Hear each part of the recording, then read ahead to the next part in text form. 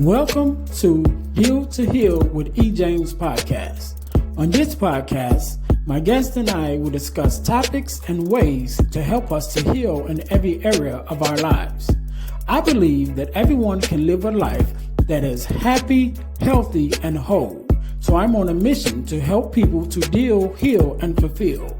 Deal with your problem, heal from the pain, and fulfill your purpose. Thanks for tuning in. Let's get to it.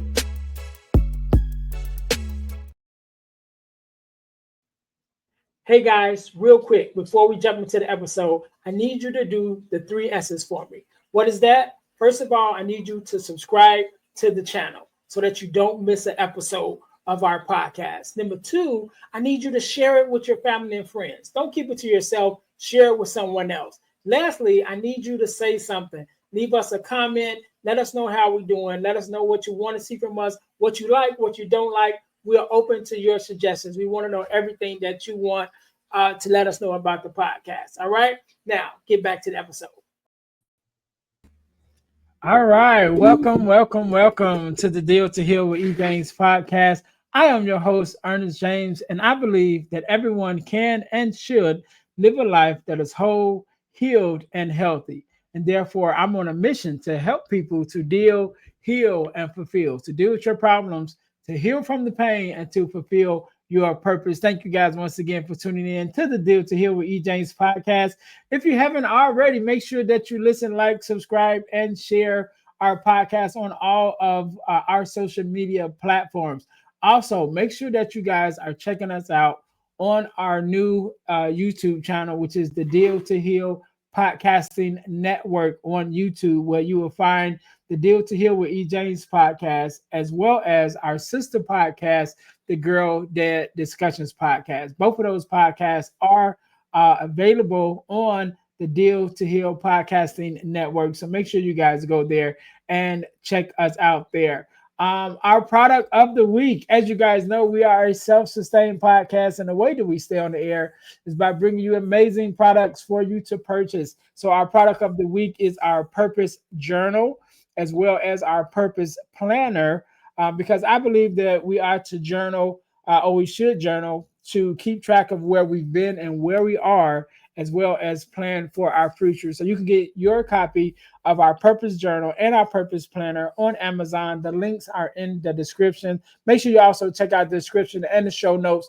for other great information that we have available there as well. So make sure you guys go there and check it out. But today, just like any other day, we are blessed with a guest, Miss Amy. How you doing?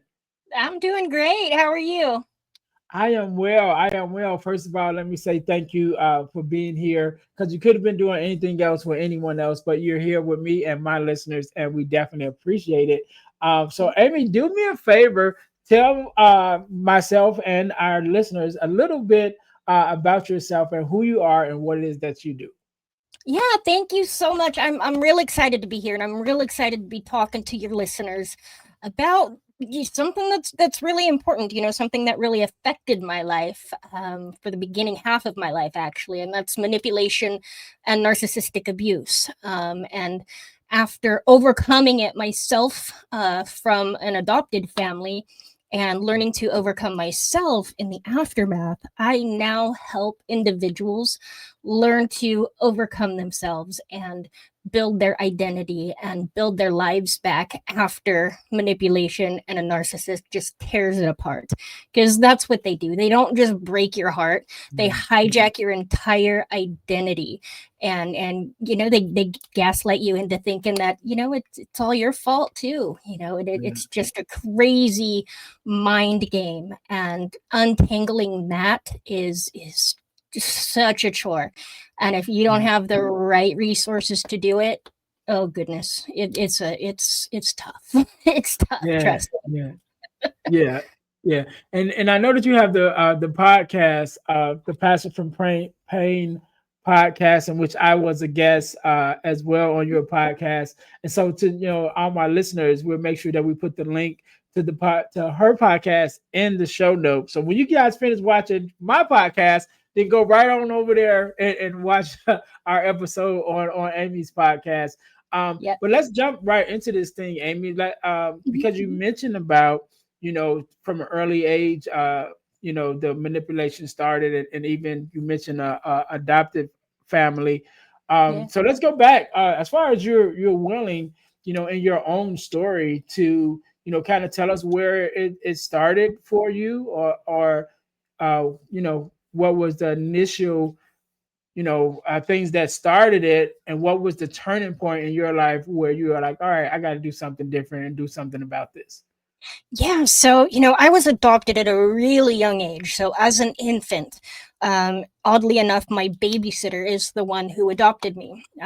She said something when she saw something. She saw that my biological mother was being neglectful. Actually, had killed me at the age of about 2 months old by feeding me a can of chili. And so when she had dropped me off to be watched for the day, so she could go to work, my babysitter or my adopted mom had noticed that, I was in distress, and she had asked her what was wrong. She answered, "Oh, I don't know." And, my babysitter at the time took me to the hospital, and later the truth came out that she had fed me a can of chili, and yeah, it had almost killed me. And so, in that moment, I thank God that, she was there, and she intervened, because had I stuck around with my biological mother, there's no doubt in my mind that she would have killed me. Now, was it through just not knowing what to do? Was it because, she had bad intentions? I don't know. I was very, very young. And I've heard stories, but that's all they are. I don't know facts necessarily surrounding that. But fast forward, many years, I was adopted by my babysitter. She was a foster mother. And so she knew the right people, and to file the paperwork, and get me taken away and put into protection and into custody with her. Mhm. And she ended up falling in love with me, her and my adopted dad, and everything was great, up until about the age of about 7, when her and my adopted dad divorced. And a few years later, my adopted mom ended up remarrying another man, and he was a real kind of deadbeat kind of dad kind of guy. He ended up moving us out to Kansas from California. Couldn't hold down a job, wouldn't hold down a job. My adopted mother was disabled. She had lots of mental health issues as well, depression and anxiety and whatnot. So it was really hard for her to hold down a job. But at the age of 11, I was pretty much asked to start working, to help support the family, to help put food on the table, to help keep lights on, to help pay rent. And so I did. I didn't know any better. This was my family, and I was always told that I had been chosen. Most people don't get to choose their family. Most people don't get to choose their kids, but I was chosen. I was adopted. And so I believed those kind of lines my whole life. So I had felt like I was loved. I didn't understand that it was a manipulation tactic until much later in life. But I worked full time from the age of 11 and all the way through high school, until one day my stepdad decided that I came home from work, and I found that he was emptying our house. My mother had been admitted to the hospital. I had no idea I was at work. She had been admitted to the hospital, and he decided he was going to leave her while she was in the hospital. And he was emptying our house that night. And that night, I didn't want to stick around for the nonsense, and so I ran away for 2 days with my boyfriend. They wouldn't let me go into the hospital to see my mom, and I had nowhere else to go. So I ran away for 2 days with my boyfriend at the time, and I panicked my mother a little bit. But in that, is when the first, I guess, conversation about me having any kind of mental health problems surfaced. Depression, bipolar, anxiety, because I was depressed about not having a normal childhood, not having a normal adolescence, going through all the nonsense that my stepdad had put us through. And, my mom took me to a psychiatrist after that, because she was legitimately worried about me. And, I was put on medication at a really, really young age. About the age of 13 is when they started putting me on mental health drugs to try to get me to feel happy in my crappy situation. I kind of later learned. But fast forward, I'd been on and off these medications all this time, this whole time, still financially supporting my mother. And we ended up moving out to California to move in with a brother of mine, her biological son. He was about 11 years older than me. So when my stepdad left, we moved out with him, and he was going to take care of her and whatnot. And I continued to work and help support until he lost his job. And now here I am supporting everybody, him and my mom. And this continued until I was about 25 years old. The whole time, the depression getting worse, the anxiety getting worse. I'm trying every single pill they're throwing at me. The mental health field, they just love me because I'm a dollar sign. I'd been through every single kind of therapy program there was at the time. Nothing was working, and everything was making it so much worse. And they were piling on the diagnoses along with all the pills in an effort to get me to just be happy. Until one day I had gotten a phone call at work that my car was about to be repossessed. And just before that, my mom had called me. They had just turned out the lights. And I knew sitting on my counter at home was a notice to have the water turned off in about 2 days. I had just gotten paid 4 days earlier. And I go to check my bank account to see what I could do, who I could pay, how I could manage my way through this. And there was only $48 left in my bank account, and I had just been paid 4 days before. Hadn't bought any food yet for the house or anything like that. And what I found out was that my brother had gone and written checks all over town. He was purchasing dresses and high heels and jewelry and makeup and crowns and fabric, and he had wrote himself a check to cover his bar tab for the week. What he was doing was trying to chase his dreams of becoming a famous drag queen. And so he spent my entire paycheck, for the most part, on all of this stuff. And so I went into pretty much a full-blown panic attack, and I was sent home from work, which made me freak out even more because I couldn't afford to take the day off. And I'm like, no, I can't take the day off. But, they're like, Amy, you're no good to anybody right now. You need to leave. And so instead of going home, I went to urgent care to get some Xanax. I needed to calm down so I could figure out my next move. What am I going to do? And, I wasn't expecting what happened that day. I had never seen this doctor before, never met him, never heard of him. He'd never seen me, never seen my chart before. But he reviewed my chart, and he looked at all the medications I'd been on since I was about 13 years old. And he couldn't believe the amount of mental health drugs that I had tried. He couldn't believe the amount of diagnoses that I'd had in such a short amount of time. So I had been diagnosed and misdiagnosed and re-diagnosed, probably a dozen times over in this time period while they're trying to figure out what was wrong with me this whole time, thinking something's wrong with me. And, he looked through my chart. He started asking questions about what was going on and my past and my situation. And, he looked right at me and he told me, Amy, most people, when they have a chemical imbalance, these medications help. And for you, they're making it worse. They're not helping. Most people, they not necessarily get better, but they get stabilized in some sort of way. Okay. But we're not even seeing that. You're getting worse with everything. And with everything that you tell me that's going on, I can tell you without a shadow of a doubt, these medications are never going to help you. Because your problem is not a chemical imbalance. Your problem is strictly situational. Your depression, your anxiety is situational. And the minute you change your situation is the minute the depression and the anxiety is going to go away. It ain't going to fix you until then. And so, he asked some more thought-provoking questions of me, and he pointed out the manipulation and the financial abuse and the emotional abuse and the narcissism that I'd been living under essentially since I was about 10, 11 years old.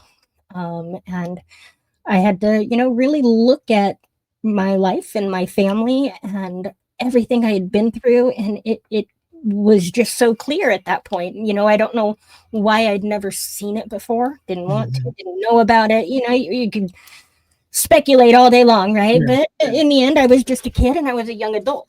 I didn't know any better, and this was the only family I'd ever known. And so, Mhm. yeah, I had to face that. And he was right. Everything that was going on in my life was a result of manipulation, narcissism, and mental and emotional abuse. Yeah. Yeah. And that wow, that's in depth, to say the least. You know, Yeah. and it started off so good. Like I was adopted. I'm like, all Yeah. right, cool, all right, we're getting there.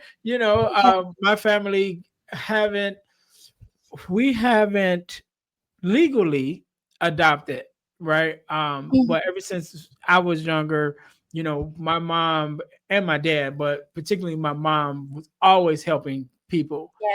And we even went through a time period where we needed help as well.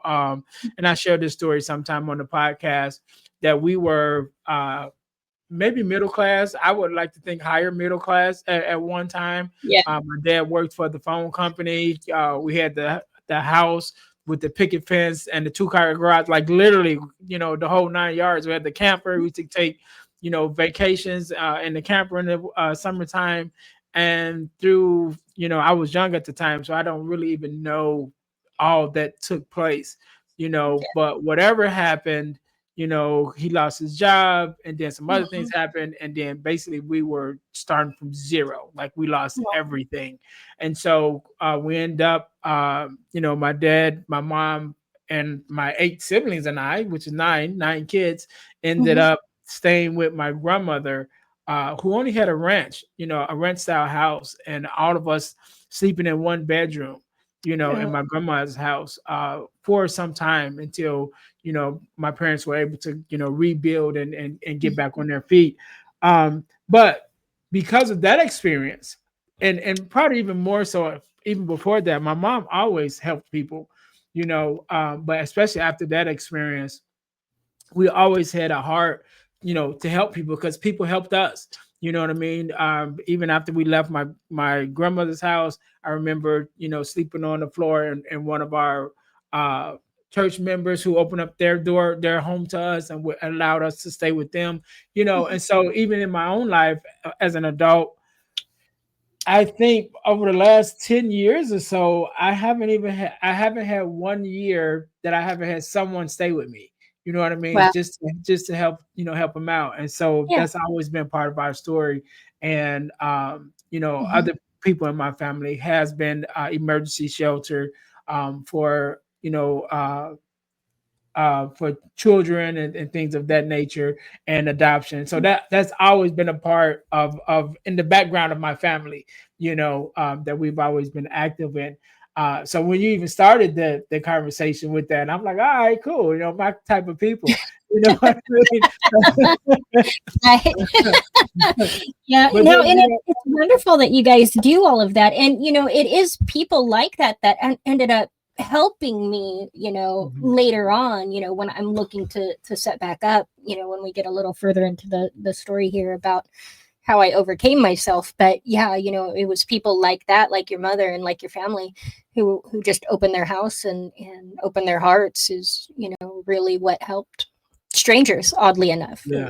not Yeah, my and family. it's always like that a lot of the times, because Yeah. even the people that I've helped, most of them I didn't necessarily know all the time. Like a lot of them were kids, were my son's friends who just was in situations, and it was like, all right, come on, help you get on your feet. One guy in particular, he's probably the oldest person that I've had.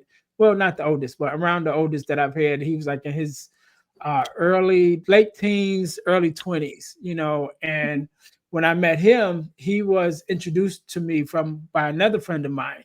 And he was Mhm. like, he knew him from when he was younger.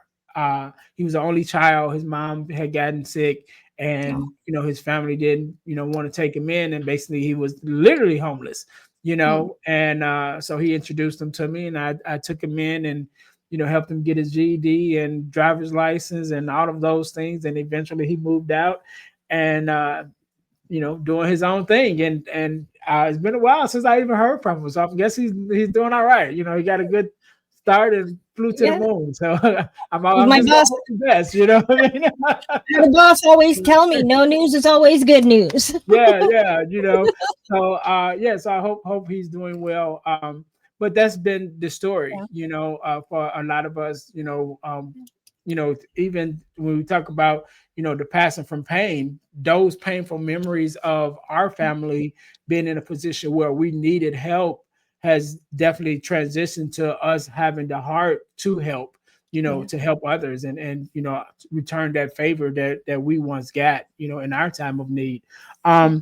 One of the things I want to touch on, though, what you talked about was when you went to the doctor and he kind of recognized everything that was going on in your life, Yeah. which I think the words that he said to you is so beneficial, even outside of everything that you're going through, but just Mhm. in regular life, when you look at it and you realize that, yeah, you're going through a lot of things, Mhm. but a lot of things are situational, Yeah. and it's like if you change what you see, then the things that you see will change. You know what I mean? Mhm. It's like, unfortunately, we don't always see the areas, that are affecting us to the point that we are find ourselves in these situations. But when Mhm. we talk to someone, whether it be a counselor or a trusted friend or, a mentor, and they're able to point out these areas, like, what, if you just, you know, change some things here and change some things over there, and it kind Mhm. of begin to change the whole picture. And I think that was a great thing that doctor was even able, not only able to see that what they were doing wasn't working, but didn't just go along with the program. You know what I mean? Like, oh, okay, well, let me subscribe a couple things. You know what I'm saying? But really take out the time to see you in the midst of what you're dealing with. Yeah, yeah, no, absolutely. I wasn't a very spiritual person at the time. In fact, I had been very church hurt, and had turned away from the church and from God for about 20 years. And so at that time, I wasn't very spiritual and I wasn't very religious. However, I could not deny what I felt in that moment, and that Mm. was the fact that I do believe that it was divine intervention of some sort. Now I'm back into church and I'm back with God and Jesus Christ, and rectifying that part of my life. Mhm. But at the time, no, but I definitely did feel that because he didn't know nothing about me.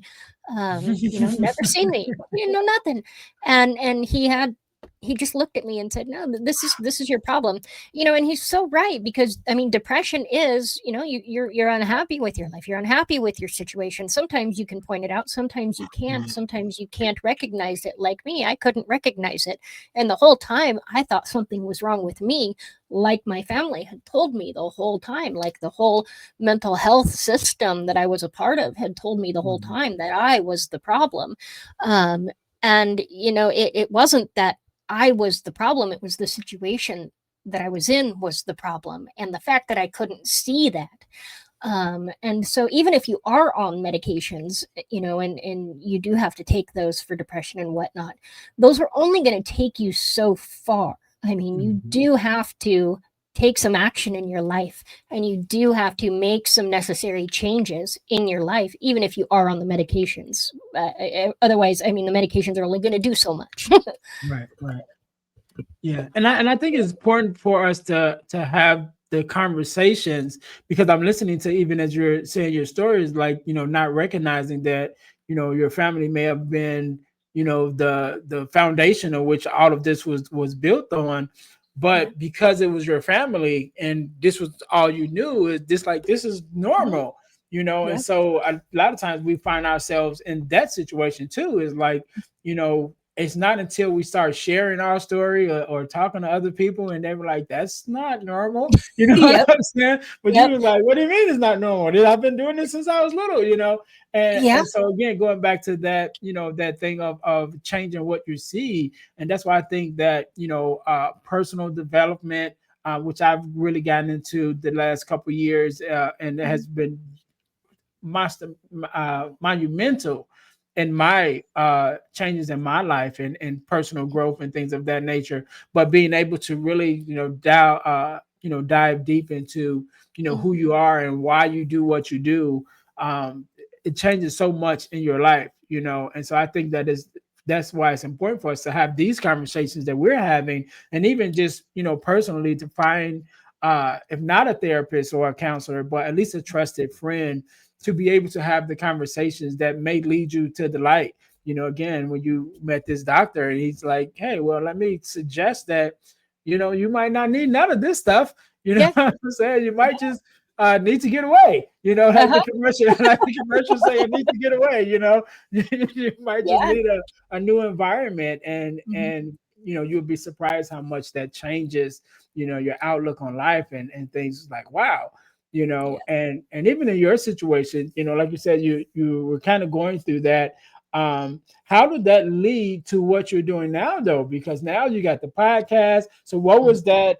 You know, you meet the doctor, you had this conversation, and it's like, okay, maybe I can change some things. So what was that process of changing that even led for not only for you to be, you know, doing better, but now you're like, all right, I'm gonna turn this into something. Yeah, so I didn't even think about it at the time. Like you said, I didn't even know that this was, anything but a normal situation, right? Mhm. And it took, me talking to people saying, my story and all of that. And they're like, holy cow, what you lived through, I can't imagine. And it took hearing that over and over and over. But, in the aftermath of that, okay, I was faced with a decision. I was hit with that news and I was faced with a decision. So at the same time, I was a single mother. And I had just found out that my son, who was 3 years old at the time, had been diagnosed with autism. So I had that on me as well. And so, and his dad, I had kicked out of the house because he didn't want to get a job, right? So he was a whole other dynamic in that situation Yeah. too. So when I heard that news from the doctor, it was okay. I'm looking at being a single mother of an autistic child with zero help, nobody to turn to. Because if I cut these people out of my life, I have nobody to turn to. Or I continue the road I'm on and continue to support these people. And at least I feel like I have some people in my life, right? Mhm.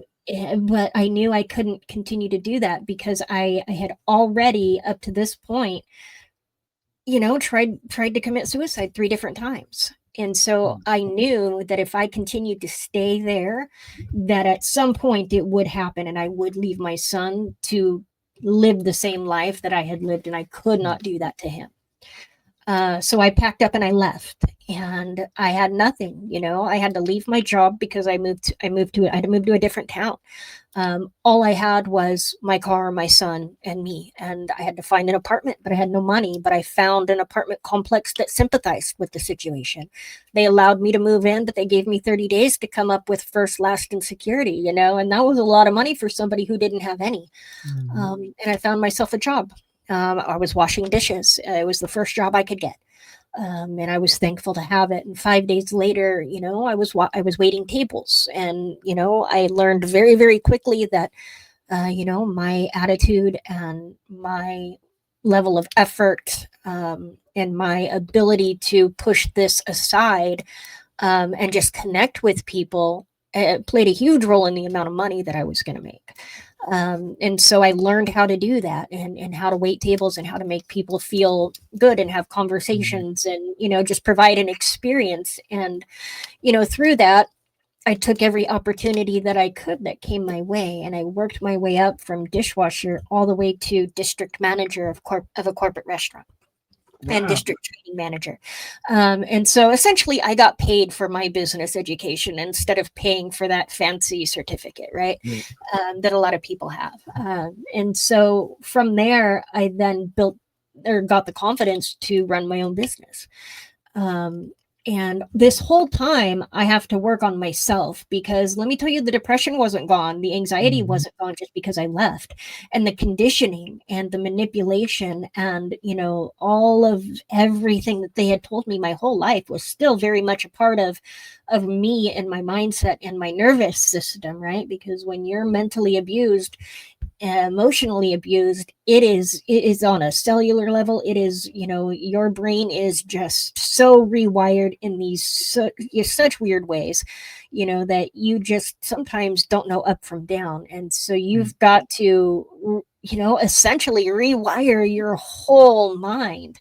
And that's not easy, especially when you don't know how to do it and you don't have the resources available anymore to go see a doctor to help you do this kind of stuff. So I had to study. So this whole time that I'm working my way up in corporate restaurants, I'm studying psychology and dark psychology, manipulation and mind control and narcissism. And I had this need to understand why this happened and how it happened. And Mm. more importantly, I needed to know how I ended up falling for it. I had a huge issue with feeling stupid for being so stupid to allow this to happen because I was a smart kid. I was a straight A student, but I was stupid enough to fall for this, right? And so I had a huge hurdle I had to overcome in that mindset right there. Mhm. And so I had to do all the studying and I studied, the depression and the anxiety. I studied all the dark psychology. I even studied ancient warfare strategies, Sun Tzu, Machiavelli, and all of that. And then I went on to the Stoics and studied philosophy, and it all tied together. And it is what is essentially saved me, you know, doing this studying. Oddly enough, a lot of the Sun Tzu stuff saved me too. I talk about him a lot because it applies so much in our mindset, in our situation, and just in our battling our daily lives. But at the end of all of this, I leave restaurants, decide I want to, run businesses and whatnot. And I do. And then I run my husband's auto body shop with him. And that's when I start to get bored. I'm not fulfilled. I have, my husband now, we've been together for 18 years. We have two kids together now. And my son from then, he's 23 years old now and doing wonderful. But there was a level of within me that I needed to fulfill still. And I couldn't help but think that I needed to put this out there for other people who needed to overcome themselves in the aftermath of narcissistic abuse. And when it hit me really hard was when my husband had a family member who was going through a divorce of a narcissistic husband, Mm. and watching her life fall apart and watching her fall apart. And I knew I could help her through that. I knew I had the resources, I knew I had the knowledge, and I knew I had the power to do that within me. And that's when I decided that I needed to put this together for other people because I have the knowledge and I have the the the know-how and I have the inspiration to. And then it turned into a calling. I was ignoring it for a very long time, and then all of a sudden everything in life starts going wrong until I start walking the path of putting together the book and the course and the podcast. And then all of a Mm. sudden, life starts falling in place. I start moving away from doing that and life starts to fall apart. But I start moving towards putting it all together and life starts to fall into place. And that was telling me right there, okay, this is what you need to be doing. This is the purpose that you've kind of been looking for this whole Mhm. time that you've been finding yourself and healing and all of that. You've been looking for the purpose, for the passion from the pain, right? And Yeah. and this is it. And that's when I decided to put the course together, put the books together. And in doing the research for that, I was having so many amazing conversations with so many folks like yourself, and I started recording those conversations. And I decided that those conversations that I was having, that was just supposed to be research for my book, would benefit people on a bigger level and impact people on a grander scale than any one single book that I could ever write. Yeah. And that's when I decided to do the podcast. And I was astonished at how many people wanted to come on the podcast and share their stories. And the rest is pretty much history. I'm working my little butt off, and you know, talking to so many people, and getting the word out there, and the healing out there, and the stories out there, more importantly, that you can overcome yourself. You can overcome these painful moments. And in fact, it's not just overcoming them, but something, grand and transformational can and does come from these painful experiences that we go through in our lives. We just have to do the work, and we just have to look at things in the right light, and it can absolutely change your life. Yeah, yeah, and that's one thing that I talk about. I always say pain leaves clues, right? And or should I say, purpose leaves clues. And it's not until you get on that path that you're able to look back at your life and like connect the dots and see that all through your life there was these little breadcrumbs that was being dropped that you never even really paid attention to until you get to the part till you get to the space in your life where it's like, all right, now I'm looking for that purpose. And you realize like, oh, all those things that I've been through was leading me to here. Yeah. And I talk about one of the things that I went through when I went through my own depression and things when my mom passed away. And eventually I started a nonprofit doing bereavement support. But I started looking back at my life, and I was able to see little things that happened, in my life that kind of showed me like, yeah, this is an area that you need to be in. And one incident in particular, it was one night. I probably was like 18 or 19, if I was 18 or 19, but really young, right? Mhm. And me and my cousin, we're out and we go to like the corner store. It's probably like 10 o'clock at night. And we Mhm. go to this corner store just to get whatever we was going in there to get. And so we come into the store, and it's maybe about 5 or 7 people in the store, nothing crazy. And so we get our stuff and we get ready to get in line. Yeah. And these two guys come in, right? And one is a regular sized guy, like my size, maybe 5 foot, whatever. But the guy he was with looked like he could have been a football player. He's like tall and big, big guy. And the big guy is crying. Mm. And then also these are two African American guys. Mhm. So first of all, to be out in public crying is one thing, but then he was like really like emotional. And this is like, okay, this is different, because as number one, just as men, we're kind of like be tough, and you have those conversations, and don't let nobody see you cry. And this guy clearly was distraught, you Yeah. know, and so he ends up getting in line. They end up getting in line right in front of us, as we go to the counter. And as they're having this conversation, I can hear them talking. And what I gathered was, I don't know who the female was, but it was a female person that had passed away, in the life of this big gentleman. And so the shorter, smaller guy, should I say, was trying to comfort the larger guy who was clearly emotional and crying. And so we were waiting in line. We're probably like, the fourth or fifth person in line. And he's talking to the smaller guy. And then he just turns around and he takes his fist and he hits the top of the counter, and it Oh. like echoes throughout the whole store. You know what I mean? It's like one of those moments in a movie when everything stops. You know Yeah. what I mean? It was Yeah. like that. And he's like, he turns around and he says, "I just want some cigarettes." And so Mm. everybody that was in front of him was like, "Hey, get this guy a cigarettes." You know what I mean? So they kind of Yeah. move to the front. They purchase the cigarettes. They walk out the door. I don't think Yeah. I've ever seen that gentleman before that. I definitely haven't seen him after that. Mhm. And again, I was only like 18 and 19 years old, but that Right. story, that experience stuck in my head.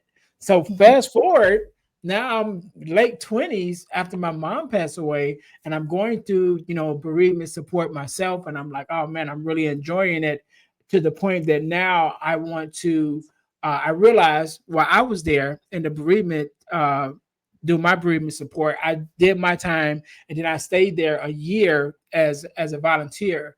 And during Yeah. that time period, there was only one African American family that came, through those sessions. And so Mhm. taking that, my experience, taking that fact, and then even remembering that story of those two guys, I'm like, our community need this bereavement Yeah. program, and that's what inspired me to start, um, the nonprofit at the time, and Christian Mhm. Charities, which was named after my mom and my mother-in-law, who both had passed away from cancer. Mhm. But long story short, it was that when I looked back and I remember like so vividly that story, I can tell it, what I mean, as long ago as it was. And in that moment, I wasn't depressed. My family was good. Everything was going. So why would I remember that one moment that probably was only like Mhm. maybe 5 minutes of my life as a teenager? Yeah. And the reason why, because it plays a part now. Because now it's like, Mhm. this is why you remember that. Because you remember that guy. You connected with that guy years ago. And now that you're living, actually, and this is just a revelation why I'm saying it. You're now living in the space where he was. You know what I Yeah. mean? When my Yeah. mom passed, now I'm him now. You know what Yep. I mean? And Yep. that just came to my head now. It's like, so now you get the purpose. Now you see what it is, that why you remember that story so vividly, because it was preparing you for this moment. And now Mhm. you are to take this moment and change it into something that's going to benefit others. And that's Yeah. that uh process of finding purpose in your life, and finding the purpose through the painful things that you've been through. And when you find that space, man, it's just amazing. It's Oh, just so. absolutely.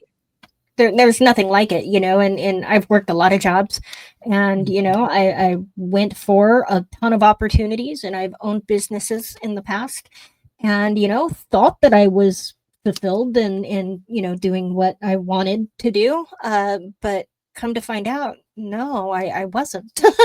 I wasn't at all. And so here I am now doing this, and the feeling that I get after every conversation with a guest that I have, it's just a profound experience that is impacting me on a level that, yeah, I didn't even know was a part of me, to be perfectly honest. Yeah.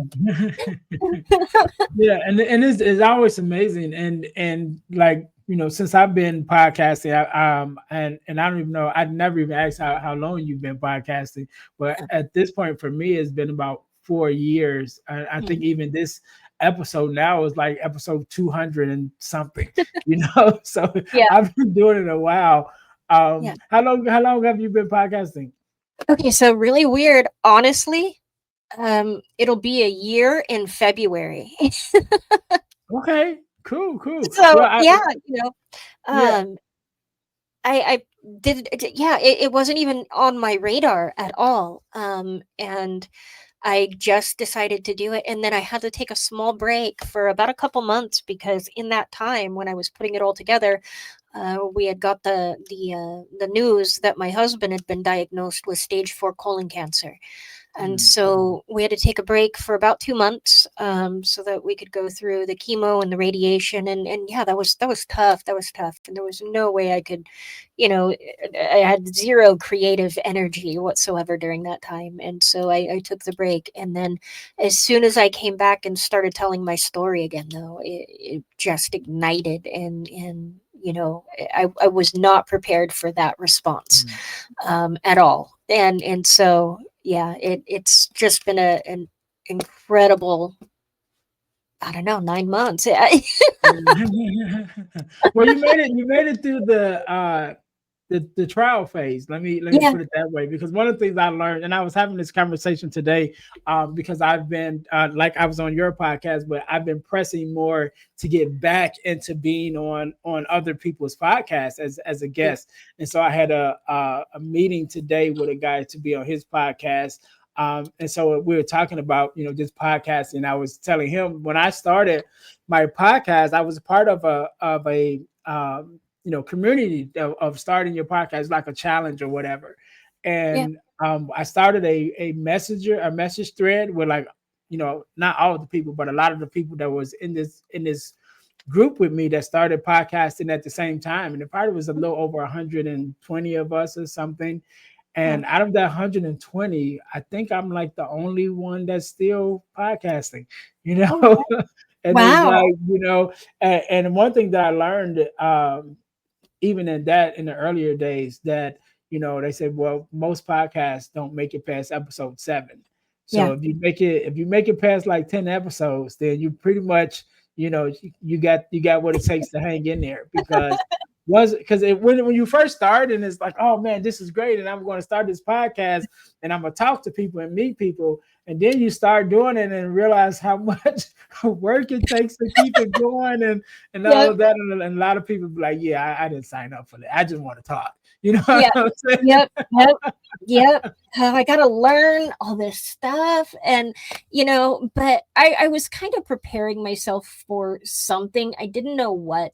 I didn't know Mhm. what platform or what avenue I was going to go. I knew I wanted to tell my story. I knew I wanted to help people. And I thought that, being a coach and a content creator was just going to be the way that I was going to do this, and writing the book. And like I said, podcasting wasn't even on my radar at all. Mhm. And it just happened to come to me just from having conversations when I was doing research for the book that I was doing. And I fell in love with it. And, Yeah. more so than, putting together the courses and stuff like that. And I feel like I can reach more people this way and help more people this way, because, to be perfectly honest, with the course kind of system and stuff, Mhm. it kind of felt like it was more like used car salesman-y kind of tactics, which is not me. I am not that kind of person. Right. And so I felt like I had to get into that kind of energy to sell a course, Yeah. um, and I was like, man, I got all of this information for free. I had to do the work, but I got it for free by researching at the library, researching online, watching YouTube videos for free. And, if I could find a way to make money and offer it for free to people who need it, that's what I really want to do. Mhm. Because healing, it shouldn't come at a cost, really. But I know that there is a cost to doing this, and it's a business, and you got to make money and whatnot. Right. So I'm still struggling with whether I want to put the course out or not. I do have a full course that's ready to go, but I'm struggling with that part of it. So trying to get Yeah. myself out of that mindset of, no, you're not a used car salesman, by putting the Right. course out there. So Yeah. Yeah. Well, and I'll say this, even being in the entrepreneur, lifestyle as well, in some cases, one of the things that I've learned, that I've been taught is, when you pay attention, right? mhm, And there's as many podcasts that we do, and as many times we share our information, the fact that it's free, a lot of times we'll miss some of the people who need it most, yeah, right? And so when there comes an investment, however, and whatever that investment is, whether it's time or money or whatever, when mhm, people put an investment into it, then they pay a little more attention to it, yeah, and so it's like you could talk about, how you overcame, these challenges, and they're like, oh, okay, nice story. But then when you say, well, to see how it can help you, here's a cost, whatever that investment is, whether it's financial or, again, time or whatever. And because now they have to invest, mhm, part of themselves, then they look at it a little differently and start paying attention to it. And it's like, oh, this really does help me. This really yeah, is changing the way I look at my life and some of the situations that I'm in. And so just a little encouragement for you, just to be okay, and not being Yeah. salesy. Don't be a car salesman with it, but just know that even though in your heart, you'll do it for free and you'll give it away for free, but Yeah. also know that without the investment of that person, whatever that investment is, they might not take it as seriously as they can. So you're Yeah. doing them a benefit by charging something, whatever, like I said, whatever that investment is, by requiring an investment, you're actually doing them a favor, because then it makes them pay attention to And what see, they're investing thank into. you for that. Yeah, no problem, Because no problem. because I do struggle with that, because I see manipulation very, very Mhm. easily. I studied it and I lived it for so long. I can see the manipulation tactics so easily, and I don't want to be that person so bad that Yeah. I will, do stuff at a disservice to myself, like, giving away the kitchen sink. But you're right. Yeah, people won't pay attention if it's for free. They've got to have some kind of skin in the game Yeah. Yep. in order to really help them. Otherwise, it ain't gonna stick. They're not gonna do it. Yeah. Yeah. So thank you. Yep. No problem. Amy, I really enjoyed this conversation, man. I appreciate you being on and sharing your story and your expertise. And I want you to have the last word. I want you to leave us with a word of advice, motivation, however you feel. And also leave us with your social media handles and links and how we can get in contact with you and follow you. So I'll give you a couple of seconds to think about that. To my listeners, thank you guys once again for tuning in to the Deal to Heal with E. James podcast. Make sure you guys are following us on our website, the dealhealfulfill.org website, to kind of keep up with everything that we have going on. The website should be getting a makeover soon. It's definitely in need of one.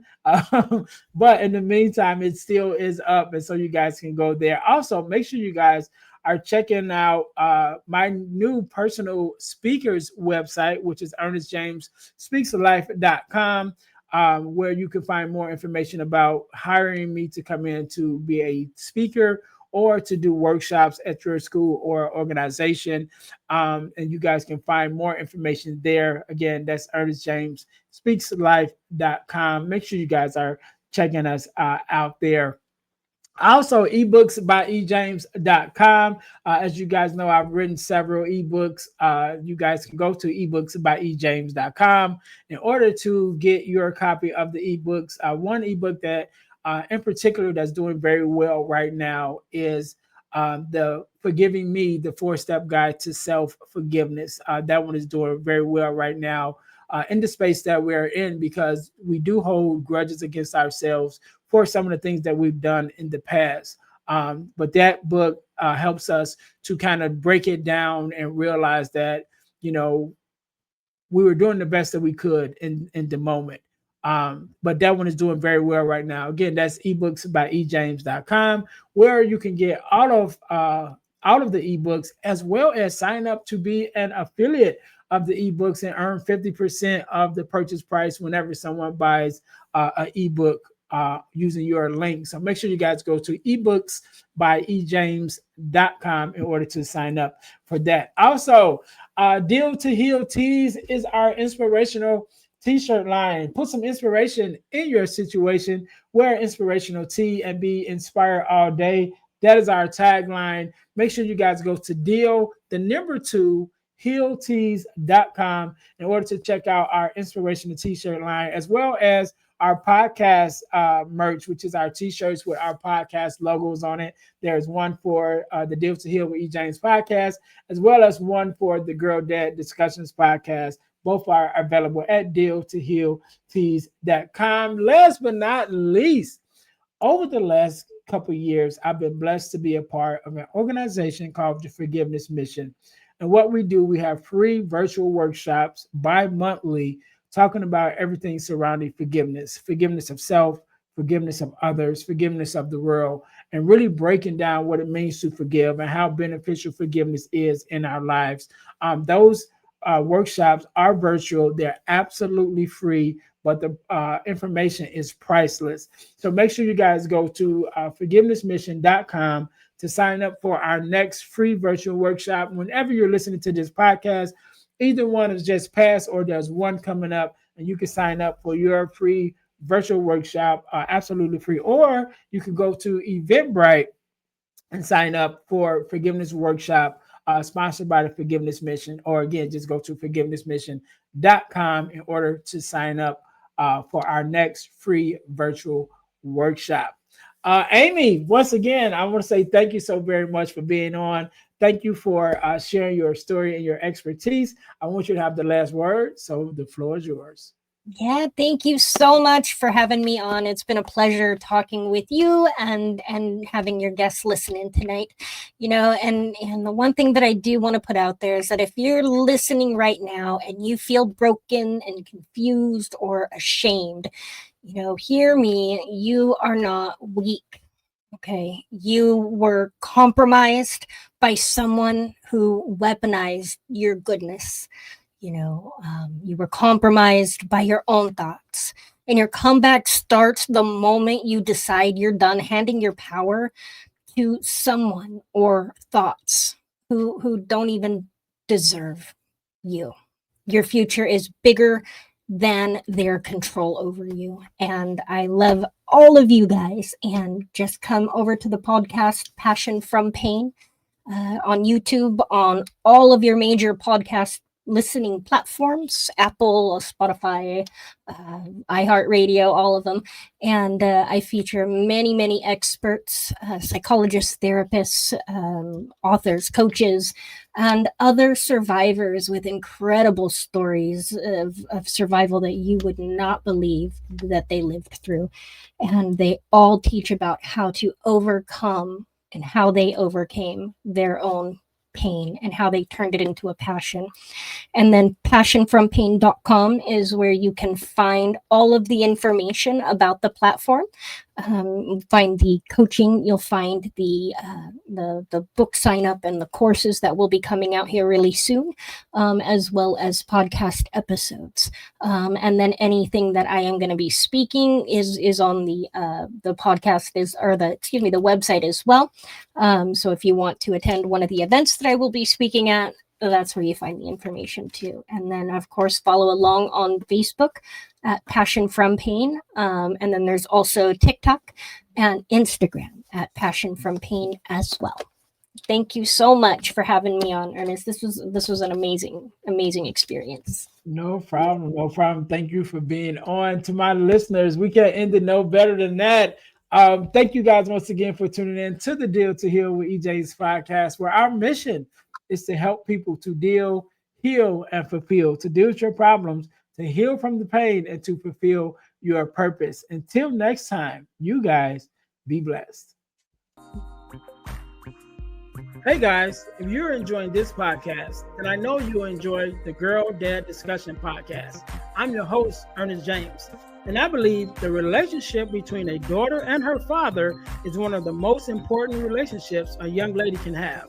And therefore, my mission is to promote the daddy-daughter relationship by sharing the voices of girl dads to the world. So check out our podcast on every platform where podcasts can be listened to.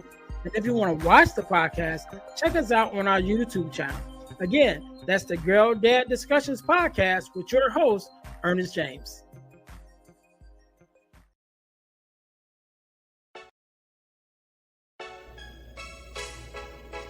Thanks for listening to the Deal to Heal with E. James podcast.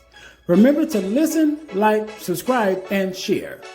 This episode has been brought to you by Deal to Heal Teas. Put some inspiration in your situation. Wear an inspirational tea and be inspired all day. Let's go to dealtohealteas.myshopify.com. Remember, our mission is to help you to deal, heal, and fulfill. Deal with your problem, heal from the pain, and fulfill your purpose. Thanks for listening.